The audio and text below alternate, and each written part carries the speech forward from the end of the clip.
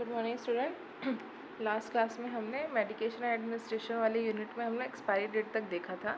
अब हम देखेंगे आगे स्टोरेज मेंटेनेंस एंड सिक्योरिटी। तो all drug include samples should be maintained separate from non-medication in log cabinet which is sufficiently secure to deny access of unauthorized person। तो जो भी जितने सारे ड्रग्स रहते हैं, जो सैम्पल्स रहते हैं, सैम्पल भी should be maintain separate from non medication. ठीक है, तो मेडिकेशन जितने जितने भी मेडिसिन हैं उनको नॉन मेडिसिन से, जो नॉन मेडिसिन आर्टिकल्स होते हैं ना, उनको क्या रखना है, उनको उनसे क्या रखना उनको सेपरेट रखना है, और जो मेडिसिन रहते हैं उनको लॉक रखना है। ठीक है, ताकि हम उसको सिक्योर फॉर्म में रख सकें, ताकि कोई भी जो अगर नॉन ऑथोराइज जो पर्सन हैं, जैसे कि आपके हाउस कीपिंग रहते हैं, वो आपके स्टोरेज रूम में जाते रहते हैं, उनको आप मना नहीं कर सकते, हमेशा नहीं मना कर सकते, क्योंकि वो बहुत टाइम साफ़ सफाई के लिए जाते हैं, या फिर उनका वहाँ सामान रखा होता है तो वो उसको यूज़ करने के लिए जाते हैं। तो आपको क्या करना है, मेडिसिन अनऑथोराइज पर्सन से सिक्योर है, इसलिए आपको क्या करना है, उसको लॉक करके रखना है मेडिसिन को। Key should be available only to authorized person who are assign medication related responsibility. और उसका चाबी उस ऑथोराइज्ड पर्सन के पास रहना चाहिए जो इस चीज़ के लिए मेडिकेशन रिलेटेड रिस्पॉन्सिबिलिटी जिसको दी गई है, सिर्फ उसी पर्सन के पास उस की का उस लॉक का जहाँ पर मेडिसिन स्टोर हुआ है वहाँ का की उसके पास होना चाहिए, वहाँ का चाबी उसके पास होना चाहिए। Store medication that are for external use only. ठीक है, तो जो मेडिसिन है जो ओनली एक्सटर्नल यूज़ के लिए हैं, separate from medication intended for internal use. ठीक है, इंटरनल यूज़ वाला जो मेडिसिन है एक्सटर्नल यूज़ वाले मेडिसिन से क्या होना चाहिए, सेपरेट होना चाहिए। Store look alike and sound alike drugs separately. ठीक है, लुक अलाइक और साउंड अलाइक का मतलब क्या है, बहुत सारे मेडिसिन रहते हैं जिनका जो ऊपर का कवर होता है वो क्या रहता है, एक जैसे दिखता है, उसको हम बोलते हैं लुक अलाइक। और साउंड अलाइक बहुत सारे मेडिसिन रहते हैं, जैसे नॉन एड्रेनलिन एड्रेनलिन एक जैसे साउंड का लाइक मेडिसिन है, और भी बहुत सारे मेडिसिन रहते हैं जिसका साउंड एक जैसे लगता है। अगर हम उसका नाम लें तो डिडोटिल विडोट्रिल एक जैसे होता है। ठीक है, तो ये सारे मेडिसिन को हमको क्या करना है, स्टोर अलग अलग स्टोर करना है, सेपरेट सेपरेट करके स्टोर करना है, ताकि हम कंफ्यूज ना हो। ठीक है, और हम कंफ्यूजन में गलत मेडिसिन नहीं इंटेन कर लें और गलत मेडिसिन पेशेंट को ना लगा दें, इसलिए हमको क्या करना है, सबको सेपरेट करके रखना है। Maintain temperature between 59 degree and 86 degree Fahrenheit for non refrigerated medicine. अब जो मेडिसिन रहती है जिसको रूम टेम्परेचर में मेंटेन करना है, तो उस वहाँ का रूम टेम्परेचर कितना होना चाहिए, लगभग 59 डिग्री टू 86 डिग्री होना चाहिए, फ़ारेनहाइट में होना चाहिए। अगर उसको रेफ्रिजरेटर में रखना अलाउ नहीं है तो उसको इतने टेम्परेचर में होना चाहिए। Where refrigerator is necessary, use a medication only. Refrigerator maintain temperature between 36 degree and 46 degree Fahrenheit.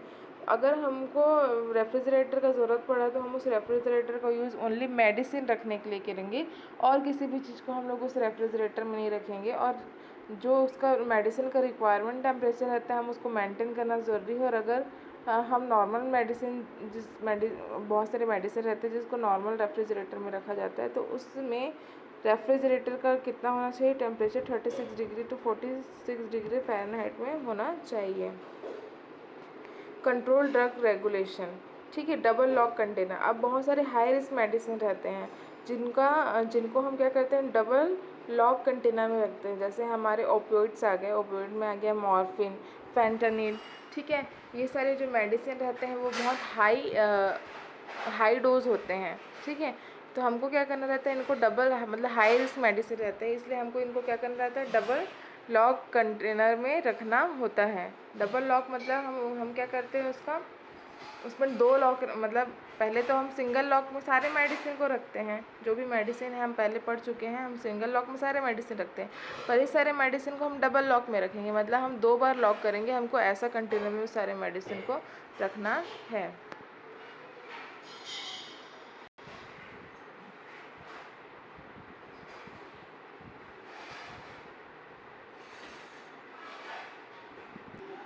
फिर क्या करना है, second 2 license person count every shift. फिर उसके बाद क्या करना है, हर शिफ्ट में क्या होगा, उस मेडिसिन की रिस्पॉन्सिबिलिटी के लिए एक अथोराइज्ड पर्सन होगा। तो आपको क्या करना है, 2 लाइसेंस पर्सन जो वो होगा ना, जितना भी स्टॉक रहेगा वो उस स्टॉक को देखेगा कि हाँ मेरे टाइम पे ये मेडिसिन अवेलेबल है कि नहीं, ठीक है। बस वो सामने वाले के बोलने पे बिलीव नहीं करेगा। अगर हाँ सामने सुबह शिफ्ट वाला पर्सन बोल रहा है कि नहीं सारे मेडिसिन है, मैंने तो यूज़ नहीं किया है, तो वो उसके बोलने पे बिलीव नहीं करेगा। वो खुद जाकर अपनी आंखों से चेक करेगा कि अब भी मेरे शिफ्ट में वो सारे मेडिसिन है या नहीं है, ठीक है। तो यही बोल रहा है 2 लाइसेंस पर्सन काउंट, ठीक है। एवरी शिफ्ट मतलब हर आवर में जो 2 लाइसेंस पर्सन रहेंगे वो उस मेडिसिन को क्या करेंगे, काउंट करेंगे। तो सबका एक यूनिवर्सल होता है, मतलब इस यूनिवर्सल नहीं बोल सकते हम, अलग अलग वार्ड में उस मेडिसिन के लिए अलग अलग स्टॉक नंबर जो रहता है वो एग्जैक्ट रहता है, ठीक है। जैसे अगर हम बोल रहे हैं कि आईसीयू में जो ओपियोइड्स रहेंगे वो कम से कम 20 होने चाहिए, नहीं 20 बहुत ज़्यादा हो जाएगा, अगर 10 होने चाहिए, ठीक है। तो वो रोज़ उसको 10 ही काउंट करेगा। अगर किसी के शिफ्ट के समय वो मेडिसिन यूज़ किया है तो वो उसको हिंटेन कराएगा फार्मेसी से, और उसको ला करके वहाँ पर फिर वो 10 ही रख करके नेक्स्ट शिफ्ट वाले को क्या करेगा, ओवर करेगा, ठीक है। मतलब वो 10 है तो वो 10 उसको मेंटेन करके ही रखना है हमेशा, ठीक है। तो ये होता है, ऐसे हम क्या करते हैं, अपना ओवर दूसरे पर्सन को देते हैं। विटनेस टू ऑल डिस्कार्डेड, फिर उसको क्या करना है, अगर हमारे टाइम पे हमने मेडिसिन लगाया है पेशेंट को, क्योंकि ये डबल की लॉक वाला है, बहुत हाई रिस्क मेडिसिन है, तो हमको क्या करना रहता है, जब कभी इस मेडिसिन का डिस्कार्ड किया जाता है, जैसे 10 ml का मेडिसिन है और पेशेंट के ऊपर ओनली 6 ml यूज़ हुआ है, तो बाकी जो मेडिसिन है वो तो किसी के ऊपर यूज़ नहीं होना है, तो हमको क्या करना रहता है, उस मेडिसिन को सेपरेटली क्या करना रहता है, डिस्कार्ड करना रहता है, ठीक है। अच्छे से हमको उस मेडिसिन को डिस्कार्ड करना रहता है। ऐसा नहीं है कि हम मेडिसिन को कहीं भी उसको क्या कर सकते हैं, डिस्कार्ड कर दें, ऐसे नहीं। हमको मेडिसिन को डिस्कार्ड करना होता है, तो डिस्कार्ड करते समय भी क्या होना चाहिए, हमको कुछ गाइडलाइन दिया गया है जिसको हमको फॉलो करना चाहिए। तो डिस्कार्ड करते समय ऐसा होता है कि हमको रनिंग वाटर में डिस्कार्ड करना रहता है, और डिस्कार्ड हम अकेले नहीं कर सकते। डिस्कार्ड करने के लिए हमारे सामने 2 लाइसेंस पर्सन होना चाहिए, एक फार्मेसी से अवेलेबल होना चाहिए, एक आपके ड्यूटी डॉक्टर हो सकता है। अगर ड्यूटी डॉक्टर अवेलेबल नहीं है तो आपकी शिफ्ट इंचार्ज, आपकी वार्ड इंचार्ज होनी चाहिए। अगर वार्ड इंचार्ज भी अवेलेबल नहीं है तो आपके नर्सिंग सुपरवाइज़र वहाँ पर अवेलेबल होना चाहिए। उनके प्रेजेंस में आप उस मेडिसिन को डिस्कार्ड करेंगे, ठीक है। फिर एक रजिस्टर होता है जिसमें उनका साइन होता है कि हाँ हमने इनको हमारे प्रेजेंस में ये मेडिसिन डिस्कार्ड किया गया है, ठीक है। तो विटनेस टू ऑल डिस्कार्ड्स होते हैं। फिर उसके बाद क्या होता है, record all control substance all administration and waste. उसके बाद हमारे पास क्या रहता है, मेडिसिन एडमिनिस्ट्रेशन करने के लिए एक अलग रजिस्टर होता है, और मेडिसिन डिस्कार्ड मेडिसिन के लिए ओनली ये हाई रिस्क जो मेडिसिन रहते हैं उनका डिस्कार्ड मेडिसिन का एक अलग रजिस्टर होता है, ठीक है। तो जब कभी हमने पेशेंट के ऊपर ये हाई रिस्क मेडिसिन यूज़ किया है, ओपोइड, मॉर्फिन, फैंटानिल सारे यूज़ किए हैं, तो हमको क्या करना है, मेडिसिन का एडमिनिस्ट्रेशन मेडिसिन का जो रजिस्टर है उसमें हमको उसको एंट्री करना रहता है। उसमें पेशेंट का नाम रहता है, एज रहता है, और पेशेंट का वो रहता है, जेंडर रहता है, ठीक है। फिर पेशेंट का डायग्नोसिस रहता है आपने, फिर उसके बाद कौन सा मेडिसिन लगाया है, कितने डोज में लगाया है, कौन से रूट से लगाया है, ये उसमें लिखना होता है, और कौन से डेट में लगाया है, कौन से टाइम में लगाया है, और किसने लगाया है, ये सारा मेडिसिन एडमिनिस्ट्रेशन जो रजिस्टर रहता है उसमें लिखना रहता है। और प्लस जिसने लगाया है उसका साइन होता है। और ये हॉस्पिटल की पॉलिसी रहती है कि अगर उसमें एक ही पर्सन का साइन रहता है, या फिर उसमें ऑथराइज्ड और कितने पर्सन का साइन रहता है, वो अलग अलग हॉस्पिटल की पॉलिसी रहती है। वैसे डिस्कार्ड मेडिसिन में भी होता है, जैसे पेशेंट का नाम रहता है, एज रहता है, जेंडर रहता है, डिस्कार्ड करने वाले का नाम रहता है, डिस्कार्ड करते समय कौन कौन से विटनेस प्रेजेंट थे उनका नाम और उनका सिग्नेचर होता है, कब आपने कौन से डेट में डिस्कार्ड किया, कितने समय डिस्कार्ड किया, कौन से शिफ्ट में डिस्कार्ड किया, मॉर्निंग, इवनिंग, नाइट, ये सारा आपको उस वेस्ट जो भी रजिस्टर रहता है, डिस्कार्ड जो रजिस्टर रहता है उसमें आपको ये सारा चीज़ मेंटेन करना होता है। फिर all detail must be complete in doctor own hand writing like, ठीक है। फिर उसके बाद जो ये सारे मेडिसिन हाई रिस्क मेडिसिन रहते हैं उसमें उसके लिए एक अलग सा क्या होता है, फॉर्म आता है, उसको हमको क्या करना रहता है, हमको नहीं फिल करना रहता है, ठीक है, ये आप ध्यान में रखेंगे। जो हाई रिस्क मेडिसिन रहता है उसको कोई भी नर्स फिल नहीं करते, नर्स के पास ये अथॉरिटी नहीं होती कि हम उस हाई रिस्क मेडिसिन का फॉर्म फिल करें। तो ये जब फिल करना होता है या तो हमारे सीनियर डॉक्टर जिसने प्रेस्क्राइब किया वो करेंगे, या तो हमारे रेजिस्टेंस डॉक्टर मतलब हमारे ड्यूटी डॉक्टर जो हमारे वार्ड में प्रेजेंस होते हैं वो इस फॉर्म को फिल करते हैं। ठीक है, तो जो भी प्रॉब्लम होगा, जो भी स्पेलिंग मिस्टेक होगा या फिर इस फॉर्म से रिलेटेड जो भी प्रॉब्लम होगा, हम सीधे जाकर डॉक्टर से ही इस मैटर में पूछेंगे। इसके लिए कोई भी नर्स रिस्पॉन्सिबल नहीं होती है। ठीक है, तो जो उस फॉर्म रहता है उसमें क्या रहता है, नेम ऑफ ड्रग रहता है, और ये सारे जो फॉर्म फिल होते हैं सारे कैपिटल लेटर में रहते हैं, वो डॉक्टर के ओन हैंड राइटिंग लेटर में नहीं होती, ये सारे कैपिटल लेटर में रहते हैं। कैपिटल लेटर इसलिए रहते हैं ताकि उसमें जो कुछ भी लिखा हम इजीली समझ पाएँ। ठीक है, किसी भी चीज़ को समझने में हमको मिसअंडरस्टैंडिंग ना हो, इसलिए हम इस फॉर्म में क्या करते हैं, कैपिटल लेटर का यूज़ करते हैं। तो इस फॉर्म में क्या क्या होते हैं, नेम ऑफ ड्रग होता है, डोज ऑफ ड्रग होता है, number of dose and length of course होता है कि कितना डोज लगाया आपने और कितने दिन तक लगाया। ठीक है, लेंथ ऑफ कोर्स होता है। ठीक है, फिर सिग्नेचर ऑफ प्रिस्क्राइबिंग डॉक्टर, कौन से डॉक्टर ने प्रिस्क्राइब किया है और कौन से डेट में प्रिस्क्राइब किया है, ये सारे इस फॉर्म में होता है। ठीक है, फिर they must be keeped in lock cabinet and cupboard. फिर उसके बाद हम जैसे हम पहले पढ़ चुके हैं, ये सारे मेडिसिन को हम डबल लॉक कंटेनर में रखते हैं। मतलब हमारे पास सिंगल लॉक तो नॉर्मल सारे मेडिसिन को रखते हैं, डबल लॉक में हम एक और अंदर में कुछ चीज़ रखेंगे या कुछ लॉकर में रखेंगे, जिसमें हम क्या करते हैं, हम जिसको डबल लॉक कंटेनर में रखते हैं। The key to be cabinet must be position of any authorize person, और उसके बाद उसका जो चाबी रहता है वो हम लोग ओनली ऑथराइज्ड पर्सन को देंगे, हम सारे नर्सिंग स्टाफ को इसका चाबी नहीं देते हैं। ऑथराइज्ड पर्सन रिफर अ वार्ड मैनेजर और duty doctor who must be train nurse और मिडवाइफ। ठीक है, अब ऑथराइज पर्सन कौन है, तो वो क्या हो सकता है, एक वार्ड मैनेजर हो सकता है, या तो ड्यूटी डॉक्टर हो सकता है, या फिर ट्रेन नर्स और मिडवाइफ हो सकती है। तो ट्रेन नर्स और मिडवाइफ में हमारे क्या आएंगे, हमारे शिफ्ट इंचार्ज आएंगे, या तो हमारे वार्ड इंचार्ज आएंगे। ठीक है, या तो वार्ड मैनेजर आएगा, या तो नर्सिंग सुपरवाइज़र आएगा। ठीक है, और या तो ड्यूटी डॉक्टर ऑथराइज पर्सन में आएंगे। Student should not be responsible for controlling the cupboard की, हम स्टूडेंट को नहीं देंगे इस कबर्ड का की कंट्रोल करने के लिए। ठीक है, हम स्टूडेंट को कभी इस कबर्ड का की नहीं देंगे किसी भी रीज़न में।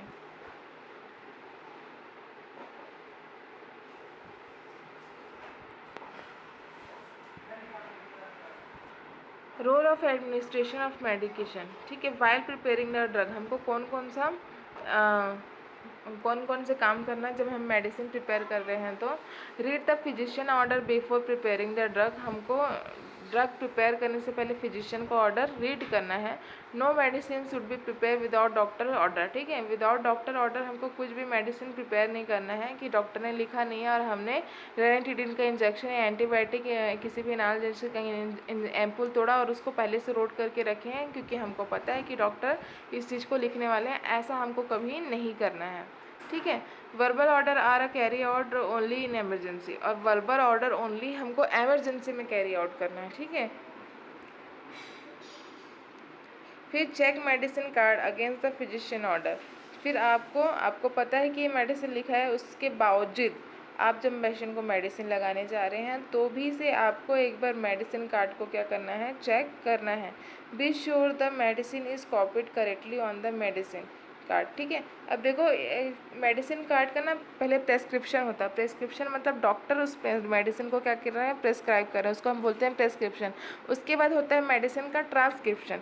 ट्रांसक्रिप्शन कौन करता है, एक तो सीनियर जो भी फिजिशियन थे जिसने मेडिसिन प्रेस्क्राइब किया वो हुआ प्रेस्क्रिप्शन।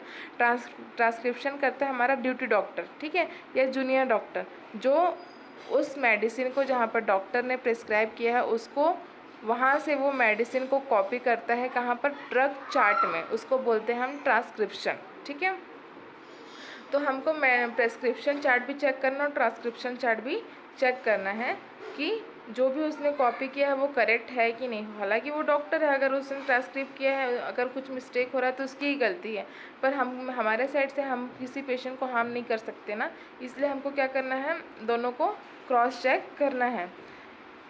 और नर्स रिकॉर्ड को भी क्रॉस चेक करना है। Avoid conversation during the preparation of medicine, ठीक है। मेडिसिन प्रिपेयर करते समय आपको बेफालतू का फिजूल का बात नहीं करना है, इससे क्या होता है कि माइंड डिस्टर्ब होता है। इसलिए आप जब भी मेडिसिन प्रिपेयर कर रहे हैं तो आपको कन्वर्सेशन नहीं करना है।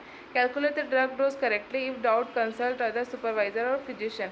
आपको मेडिसिन का डोज करेक्ट कैलकुलेट करना आना चाहिए। अगर आप करेक्ट कैलकुलेट नहीं कर पा रहे हैं, आपको कुछ भी डाउट है, थोड़ा 0.1% भी अगर डाउट है, तो आपको जा कर के अपने फिजिशियन से पूछना है या फिर किसी सुपरवाइज़र से पूछना है, ठीक है।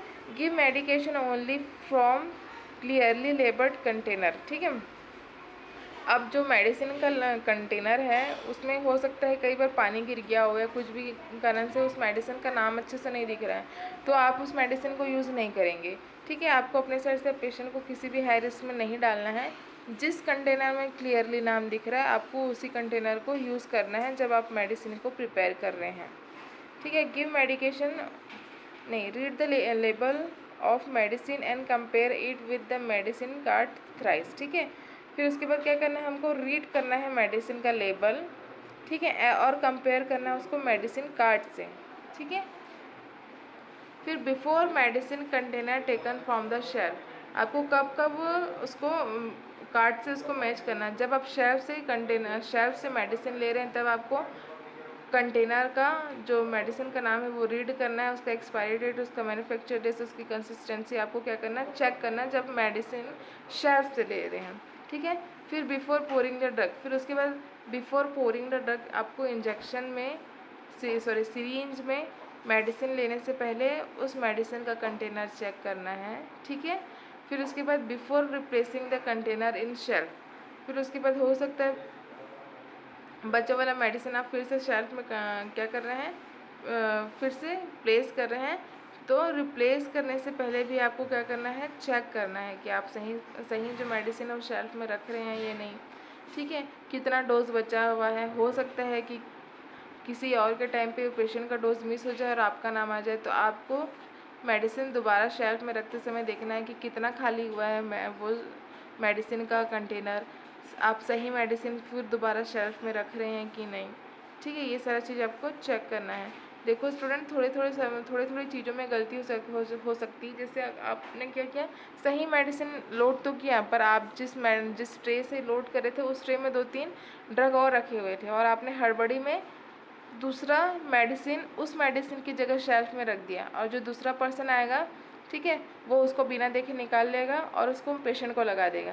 या फिर दूसरा पर्सन आएगा, वो उसको देख रहा है, अरे ये मेडिसिन तो सामने वाली जो नर्स है उसने गलत लगाया है, हालांकि आपने सही मेडिसिन लगाया है पर आपने भूल से दूसरा मेडिसिन शेल्फ में रख दिया है, तो वो क्या बोलेगी, आपका कंप्लेन कर देगी कि देखो इसने गलत मेडिसिन लगाया है। तो आपके पास प्रूफ करने के लिए कुछ चीज़ नहीं होगा कि आप अपने आप को सही साबित करो।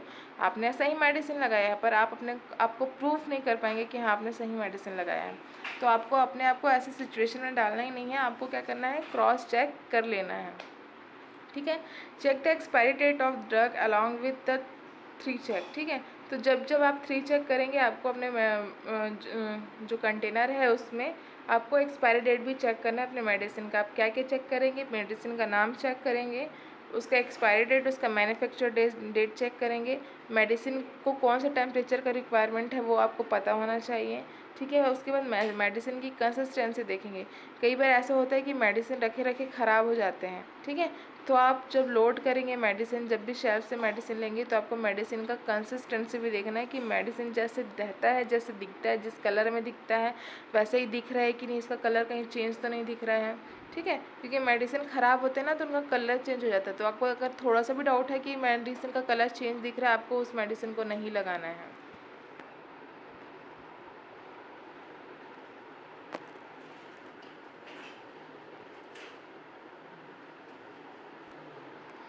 Make sure the medicine glass are clean dry before the medicine is taken, ठीक है। तो आपको पता होना चाहिए कि जिस भी सिरिंज में आप मेडिसिन ले रहे हो वो क्या होना चाहिए, पहले क्लीन होना चाहिए, ड्राई होना चाहिए, ठीक है। और क्या करना है, when taking tablet and capsule do not touch them with hand, ठीक है। जब कभी आप मेडिसिन कैप्सूल या टैबलेट पेशेंट को दे रहे हैं तो आपको अपने हाथ से उसको टच नहीं करना है, ठीक है, आप टच कर रहे हैं, पहले आपने वो रैपर ओपन किया, आपने मेडिसिन हाथ में लिया, फिर पेशेंट को खिलाया, ऐसे बिल्कुल नहीं करना है। आप जब टैबलेट ले रहे हैं तो आप जो भी टैबलेट है मैं कैप्सूल पेशेंट को दे रहे हैं उसको हाथ से बिल्कुल भी टच नहीं करना है। Drop the tablet from the container to its lid, ठीक है, तो आपको क्या करना है, लीड में ट्रांसफ़र करना है। अगर आपके पास ऐसा कुछ लीड नहीं है तो हमारे पास एक मेडिसिन के लिए बाउल आता है, आप मेडिसिन बाउल में क्या कर सकते हो, उस मेडिसिन को पहले ट्रांसफ़र कर सकते हो। फिर उसके बाद क्या करना है, फिर आप क्या कर सकते हैं, उसको मेडिसिन कप में ले जा कर के पेशेंट के बेड साइड पे उसको रख सकते हैं, अपने सामने खड़े होकर के पेशेंट को खिला सकते हैं, ठीक है। Do not use the medicine differ in colour, taste, order और कंसिस्टेंसी। तो जैसे मैंने पहले पढ़ाया है, आप जब भी मेडिसिन पेशेंट को देख रहे हैं आपको क्या देखना है, उसका कलर देखना है। सबसे पहले तो मेडिसिन का कलर देखना है, ठीक है, उसमें से कोई बैड ऑर्डर तो नहीं आ रहा, मतलब बैड स्मेल तो नहीं आ रहा है, उसकी कंसिस्टेंसी सही दिख रही है ना, आपको कुछ डाउट तो नहीं है उसके ऊपर, ठीक है, ये सारी चीज़ आपको पता होना चाहिए। Prepare the drug just before the time of administration of medicine. अब आपको जब भी मेडिसिन आप एडमिनिस्टर करने जा रहे हैं उसी समय आपको मेडिसिन प्रिपेयर करना है। अब ऐसा नहीं होना चाहिए कि आपने 1 घंटे पहले मेडिसिन प्रिपेयर किया था और उस मेडिसिन को 1 घंटे बाद लगाने जा रहे हैं, ऐसा बिल्कुल भी नहीं होना चाहिए।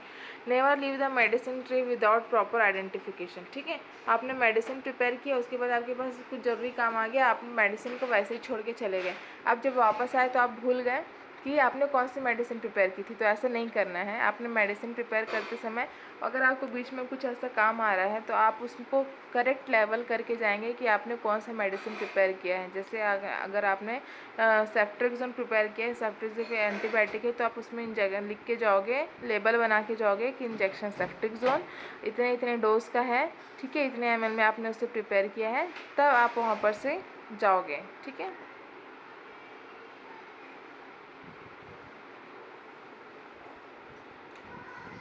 फिर क्या करना है, monitoring first dose of medicine. तो बिफोर एडमिनिस्ट्रिंग द ड्रग आपको क्या क्या करना है। आज if patient has taken medicine before, patient से पूछना है कि आपने मेडिसिन पहले तो नहीं लिया है, आपको किसी भी मेडिसिन से एलर्जी तो नहीं है। फिर उसके बाद क्या करना है, कॉन्कमिटेंट मेडिसिन, हर्ब्स एंड फूड, ठीक है, आप हमको पूछना है कि आप कुछ ऐसा अलग से मेडिसिन होम्योपैथिक या फिर आयुर्वेदिक मेडिसिन तो नहीं लेते हैं।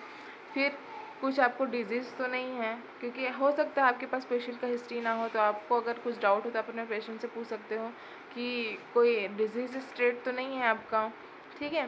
फिर लैब वैल्यू आपको पता होना चाहिए आपके पेशेंट का कि लैब वैल्यू क्या है, ठीक है। फिर उसके बाद क्या करना चाहिए, आपको सारे मेडिकेशन का राइट्स पता होना चाहिए, डोज पता होना चाहिए अपने पेशेंट को, आप कौन सा डोज का मेडिसिन लगा रहे हो, कौन से पेशेंट का नाम पता होना चाहिए, कौन से रूट से देना है इस मेडिसिन को वो पता होना चाहिए, किस टाइम पे देना है वो पता होना चाहिए, और हम पेशेंट को मेडिसिन क्यों दे रहे हैं वो भी हमें पता होना चाहिए।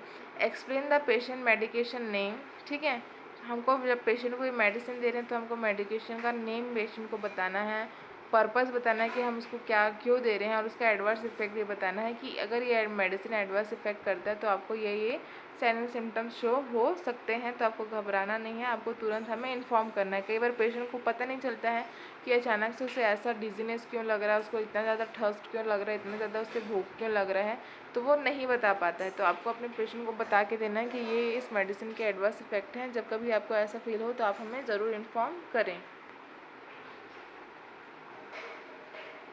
फिर क्या करना है, observe for change in clinical status, ठीक है, adverse reaction and allergic reaction. फिर आप मेडिसिन एडमिनिस्टर करने के बाद आपको अपने पेशेंट को क्या करना है, ऑब्जर्व करना है कि उसके क्लिनिकल स्टेटस में कुछ चेंज तो नहीं हो रहा है। जैसे अभी थोड़ी देर पहले पेशेंट अच्छा था, अचानक से बहुत ज़्यादा सो तो नहीं रहा है, या फिर अचानक से वो बहुत ज़्यादा उल्टी तो नहीं कर रहा है। एडवर्स रिएक्शन देखना है, अचानक से पेशेंट का वाइटल साइंस तो नहीं चेंज हो गया। एलर्जिक रिएक्शन देखना है, उसके बॉडी में कुछ एलर्जी रिएक्शन तो नहीं हो रहा है। ये सारा आपको अपने पेशेंट के बारे में ऑब्जर्व करना है। When present involve the family in monitoring the patient, ठीक है। उसके बाद क्या करना है, हो सकता है कि आप ऑब्जर्व करने के लिए आप सिंगल नर्स है और आपके पास बहुत पेशेंट है, आप उस पेशेंट को ऑब्जर्व नहीं कर पा रहे हैं, तो आपको अपने पेशेंट के जो भी फैमिली मेम्बर्स रहेंगे उनको इन्फॉर्म करना है कि ऐसा अगर कुछ होता है तो आप हमें इन्फॉर्म ज़रूर करें, ठीक है। फिर monitor for acute change in clinical status, फिर अगर थोड़ा बहुत भी चेंज हो रहा है पेशेंट की कंडीशन में तो आपको मॉनिटर करना है। और पेशेंट का सब्जेक्टिव और ऑब्जेक्टिव रिस्पॉन्स चेक करना है। सब्जेक्टिव रिस्पॉन्स, सब्जेक्टिव मतलब पेशेंट जो भी बता रहा है आपको वो सब्जेक्टिव रिस्पॉन्स। ऑब्जेक्टिव रिस्पॉन्स जो पेशेंट नहीं बता रहा और आपने उस चीज़ को ऑब्जर्व किया है, ठीक है। जैसे कि अब पेशेंट थोड़ी देर पहले ठीक था, अब अचानक से उसको क्या हो रहा है, बहुत ज़्यादा थकान महसूस हो रही है, अचानक से पेशेंट बहुत सो रहा है, ठीक है। तो आप उसको ऑब्जर्व कर रहे हैं ना कि अचानक से पेशेंट बहुत सो रहा है, तो ये आपका ऑब्जेक्टिव रिस्पॉन्स है। और पेशेंट सब्जेक्टिव डाटा क्या बोलेगा कि मेरे को बहुत गरम गरम लग रहा है, मेरा बॉडी, मेरे को बहुत ज़्यादा पेशाब लग रहा है, मेरे को बहुत ज़्यादा उल्टी लग रही है, ठीक है, अचानक से मेरा हाथ पैर बहुत दर्द देना स्टार्ट हुआ। ये क्या है, हमारा सब्जेक्टिव रिस्पॉन्स है। Adverse reaction and allergic reaction देखना है हमें अपने पेशेंट के बॉडी में after giving medicine. If adverse reaction are present, follow the hospital policy procedure of reporting adverse reaction of drug, ठीक है। उसके बाद हमको, अगर हमको एडवर्स रिएक्शन हो रहा है तो हमको क्या करना है, हॉस्पिटल पॉलिसी को सबसे पहले तो हमको अपने फिजिशियन को इन्फॉर्म कर रहे हैं कि आपने जो भी मेडिसिन दिया था, हमने करेक्ट मेथड से उसको यूज़ किया है, पर फिर भी से पेशेंट के ऊपर एडवर्स रिएक्शन हो रहा है।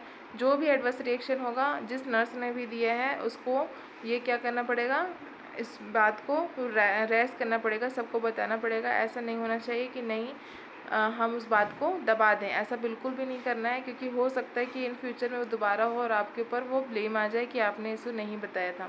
तो जब कभी भी आपको एडवर्स रिएक्शन देखने को मिले पेशेंट को, आपको तुरंत बताना है, डरना नहीं है कि मेरे ऊपर लोग ब्लेम लगाएंगे, ठीक है। फिर अलग अलग हॉस्पिटल में फिर एडवर्स रिएक्शन को हैंडल करने के लिए अलग अलग पॉलिसी होती है, तो हमको हॉस्पिटल का पॉलिसी फॉलो करना है और रिपोर्ट करना है रिएक्शन ऑफ ड्रग कि इस ड्रग का रिएक्शन कैसे हुआ, आपने कितने डोज में लगाया था, कौन से रूट में लगाया था, कब लगाया था, उस पेशेंट लगाने से पहले पेशेंट का हालत कैसा था, लगाने के बाद पेशेंट कैसे हो गया, ये सारा चीज़ आपको क्या करना है, रिपोर्ट करना है। ये सारी चीज़ों के लिए एक अलग से फॉर्म होता है। एडवर्स ड्रग रिएक्शन के लिए एक अलग से फॉर्म रहता है, जिस फॉर्म को आपको after seeing adverse reaction patient आपको क्या करना है, इस फॉर्म को रेज करना है।